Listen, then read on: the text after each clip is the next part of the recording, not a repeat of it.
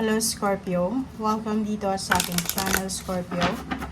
Alamin natin kung anong messages, vibration, gabay energy para sa inyong lahat. The general reading, so pwede kang makaresonate. Gamitin mo yung intuition sa panonood. Scorpio. I hope na mag-enjoy kayo dito sa mga messages na bibigay sa inyo. First 2 weeks to ng November 2024, November 1 to 15.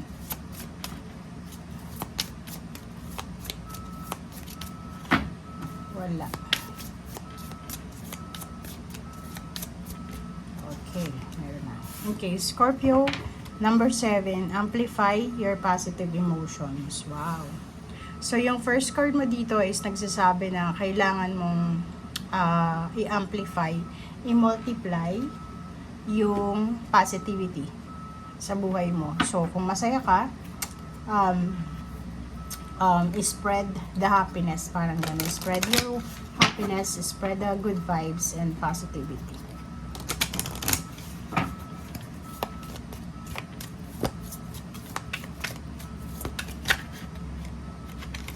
Oops, sorry. Okay, Scorpio. So, next card natin is 32, 5, and 12. 12 is 3. So, makikita mo dito, Scorpio, na merong posibleng ritual, spell, parang ganon. 4 na tao siya. Posibleng merong mga taong pinag-uusapan ka.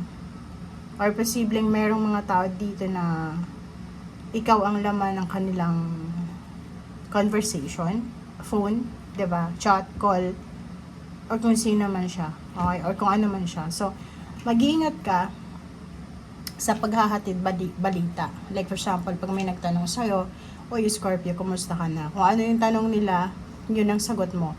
And kung minsan, may mga tanong sila na kailangan mong i-ignore or wag mong pansinin, parang ganon. And this one, sinasabi na maraming good news na posibleng darating sa'yo. So, kung makatanggap ka ng good news, spread the good news. Dito naman sinasabi na together with someone, like with relationship, karelasyon, pamilya, or friends, na pagkakatiwalaan mo, posibleng magpaplano kayo ng isang okasyon, posibleng magpaplano kayo ng isang celebration, or nakikita ko na you're celebrating with someone else, or pwedeng this first 2 weeks na to is celebratory energy to para sa iyo. Okay?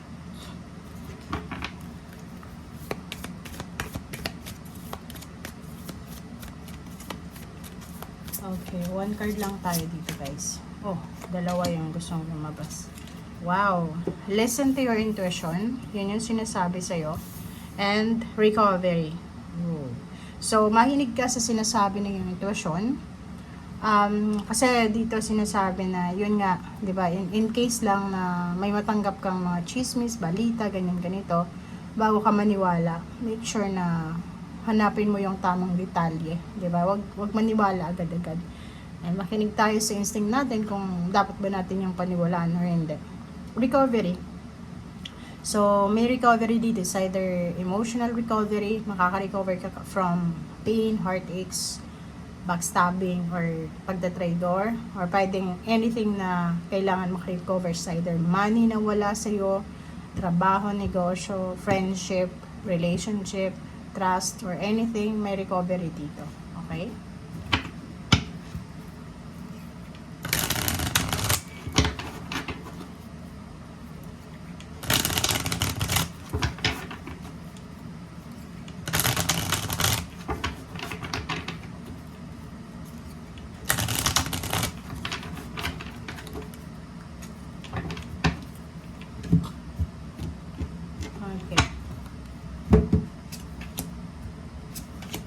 Okay, first 2 cards is 2 of Cups and 3.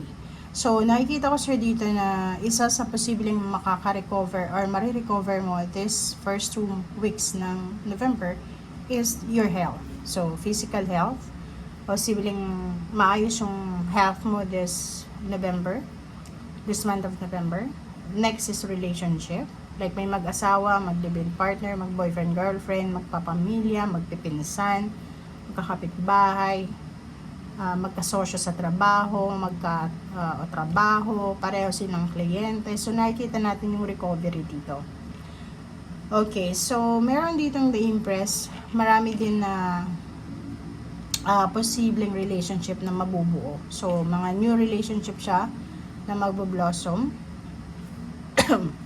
Meron din ditong dalawang taong nagmamahalan na posibleng ikakasal, magse-celebrate ng wedding anniversaries, or pwedeng meron silang isi-celebrate na, like for example, new baby, new position sa trabaho, new house, new home, new place, or anything na bago to.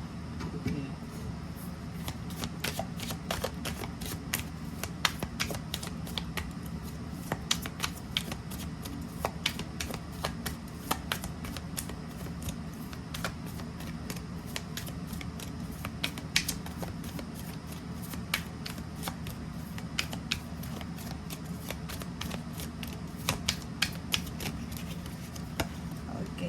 So, 7 of Cups. Ooh. So, nakikita ko sa'yo dito yung 7 of Cups. Posibleng mayroon kang matatanggap na offer, ng love offer if you're a single Scorpio. If in a relationship ka, tapos live-in partner lang kayo, pwedeng offeran ka na niya ng kasal. Okay? Pwede din ditong may mag-offer sa'yo ng free travel, like plane ticket, bus ticket, or pwedeng may mga good news regarding sa travel mo, international, local. Nakikita natin may pag-asa dito. Okay? And 2 of Wands and Ace of Pentacles. Ang ganda nito kasi ito, sinasabi nito na marami kang choices, marami kang pagpipilian regarding sa lugar na kung gusto mo saan pumunta. Sa na nagbabalak kayong magbakasyon kasi dito may mga plano eh. Nagpaplanong magbakasyon, nagbabalak na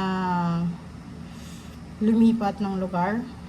Nakikita ko dito posibleng 2 or 3 yung pinagpipilian. And kung tungkol naman yan sa trabaho, ganun din. 2 yung pagpipilian mong trabaho or lugar.